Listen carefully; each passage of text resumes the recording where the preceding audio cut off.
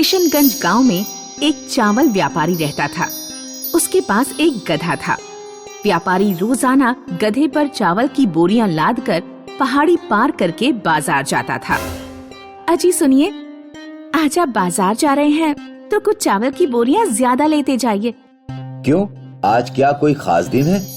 आज नहीं, लेकिन कुछ ही दिनों में दुर्गाष्टमी आने वाली है। सभी घरों में खीर बनेगी।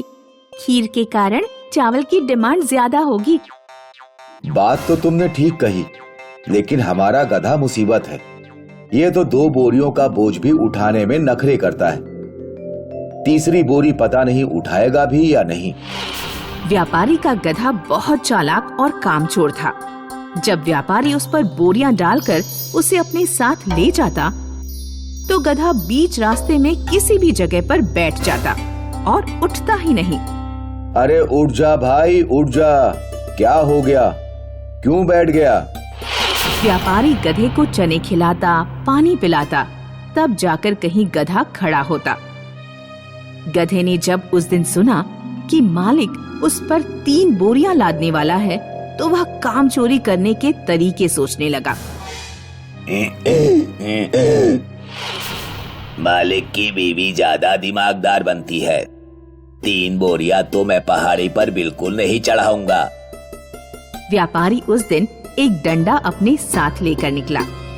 अगर आज ये गधा रास्ते में कहीं बैठा तो इसके पिछवाड़े पर डंडा लगाऊंगा। गधा हमेशा की तरह बीच रास्ते में बैठ गया। व्यापारी ने कसकर उसे डंडा लगाया। गधे को अपने मालिक पर बहुत क्रोध आया। आज तो इसका नुकसान करवा कर ही रहूंगा। पहाड़ी से पहले एक नदी पड़ती थी। व्यापारी जब गधे के साथ नदी पार कर रहा था, तो गधा नदी के बीचों बीच बैठ गया। सारी चावल की बोरियां गीली हो गईं। अरे, इस गधे ने तो सब मेहनत बेकार कर दी। गीले चावलों को कोई दुकानदार नहीं खरीदेगा। व्यापारी उस दिन चावलों की बोरियां बाजार नहीं ले जा पाया, क्योंकि पहले उसे चावल सुखाने पड़े। अब तो गधा रोजाना यही करने लगा। जब भी वह नदी में पहुंचता, बैठ जाता और चावल की बोरियां गीली हो जाती। व्यापारी अपने गधे से बहुत दुखी था। एक दिन रास्ते में व्यापारी को एक साधु मिले। आज इस व्यापारी की परीक्षा लेता हूँ। बेटा, बहुत भूख लगी है, क्या कुछ खाने को दोगे? व्यापारी ने अपनी बोरी से 5 किलो चावल निकालकर साधु को दे दिए। माफ करना बाबा, चावल गीले हैं। कोई बात नहीं बेटा, वैसे भी जब मैं इन्हें पकाऊंगा तो गीले तो ये हो ही जाएंगे, लेकिन तुम्हारी बोरियां गीली कैसे हो गईं? व्यापारी साधु को सारी बात बताता है।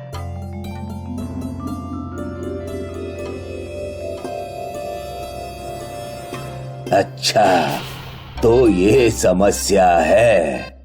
साधु व्यापारी को 3 जादुई गधे देता है। इन तीनों गधों की कुछ ना कुछ विशेषता है। एक गधा कितना भी बोझ लेकर तेजी से चल सकता है। दूसरा गधा बहुत दूर का देख सकता है और तीसरा गधा इंसानों की भाषा बोल सकता है। व्यापारी 3 जादुई गधों को पाकर बहुत खुश हुआ। व्यापारी ने अपने पुराने गधों को अस्तबल में छोड़ दिया और तीनों नए गधों के साथ माल ले जाना शुरू किया। व्यापारी बोलने वाले गधे पर खुद बैठ जाता और बाकी दोनों गधों पर बोरियां लाद देता। इस तरह उसका व्यापार तेजी से दोबारा चल निकला। एक दिन जंगल किनारे कुछ डाकू व्यापारी को लूटने के लिए खड़े हुए थे।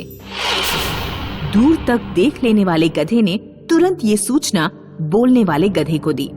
बोलने वाले गधे ने अपने मालिक को सारी बात बता दी। मालिक, आज बाजार जाना ठीक नहीं, लुटेरे घात लगाए बैठे हैं।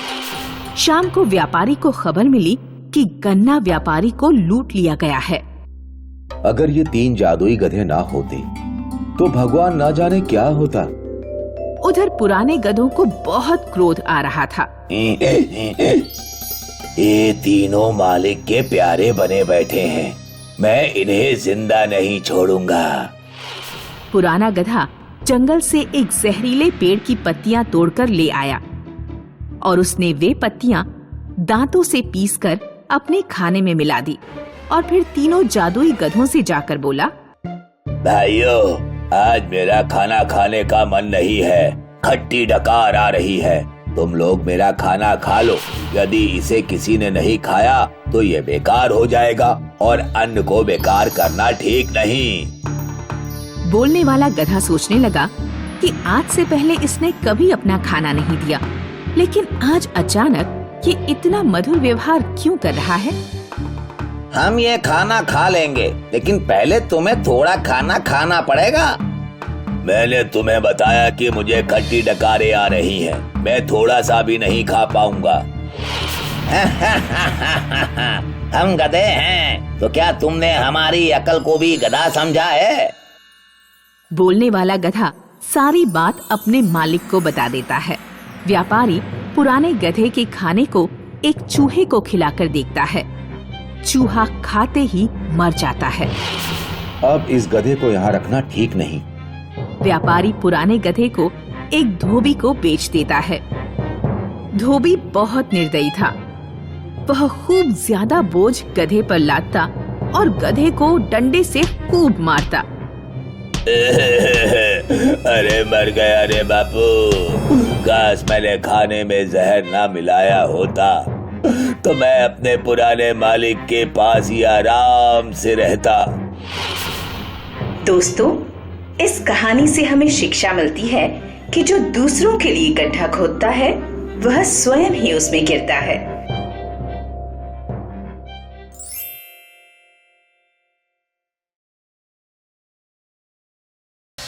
सुमेरो गांव के किसान हरीश को अपनी पत्नी कंचन से 3 बेटे हुए। जब हरीश की उम्र बहुत ज्यादा हो गई तो उसने खेतों में काम करना छोड़ दिया। अब तो मुझसे पहले जैसा काम नहीं होता। सारा दिन कमजोरी लगती है। अब वक्त आ गया है, आपको काम का सारा बोझ तीनों में बांट देना चाहिए। अरे खेतों की जिम्मेदारी किसे दो? सबसे लायक बेटा कौन है? ये कैसे पता चलेगा? आप तीनों की परीक्षा क्यों नहीं ले लेते? अगली सुबह हरीश ने अपने तीनों बेटों कमलेश, महेश और जिनेश को बुलाया। तुम तीनों में से जो सबसे ज्यादा जिम्मेदार होगा, मैं अपने खेत उसी बेटे को दूंगा। बाबूजी, सबसे लायक मैं ही हूँ। तुम दोनों मुझसे छोटे हो और नासमझ भी। सबसे लायक मैं हूँ। नहीं, मैं हूँ लायक। इस बात का फैसला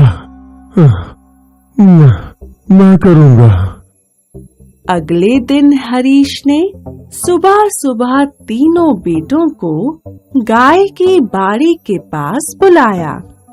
अरे यार, बाबूजी ने इतनी सुबह सुबह यहाँ क्यों बुलाया है?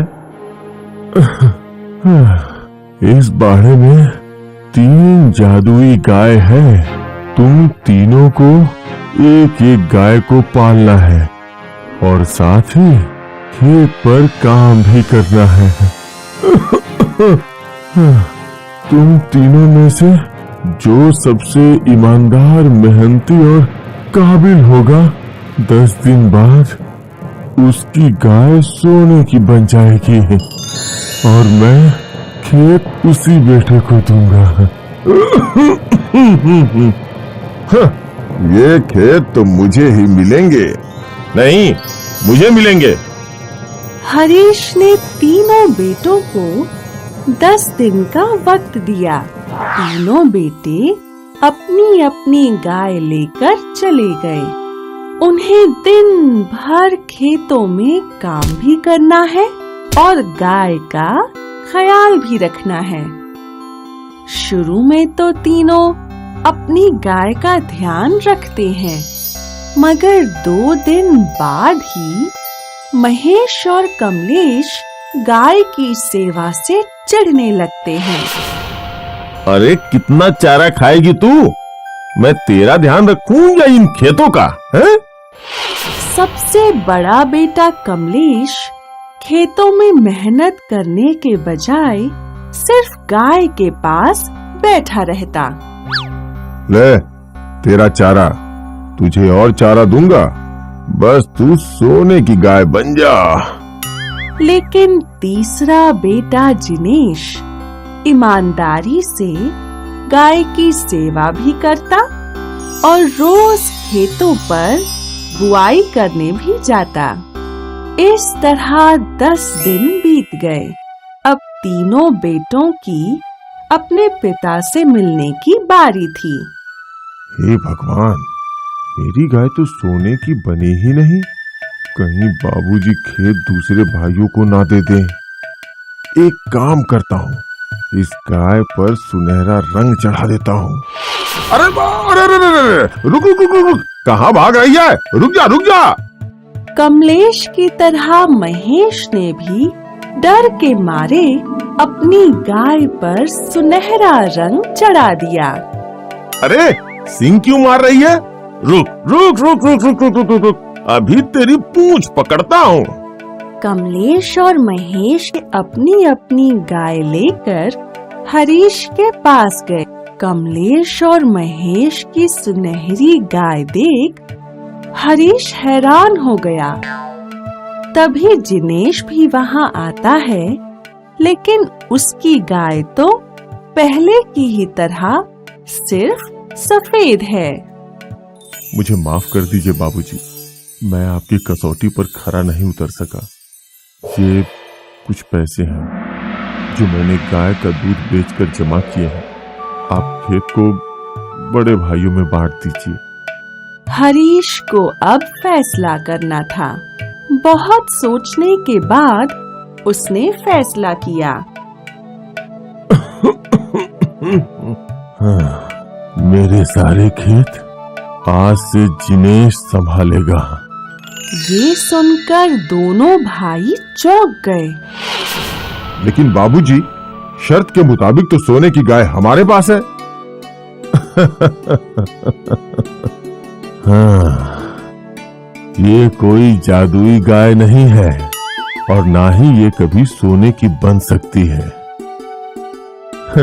अरे ये तो मैंने सिर्फ तुम्हारी परीक्षा लेने के लिए बोला था। तुम दोनों ने अपने फायदे के लिए बेचारी गाय पर ऐसा गंदा रंग चढ़ाकर उसे परेशान कर डाला। तुम दोनों भाइयों की यही सजा है कि तुम लोग गाय का बाड़ा संभालोगे।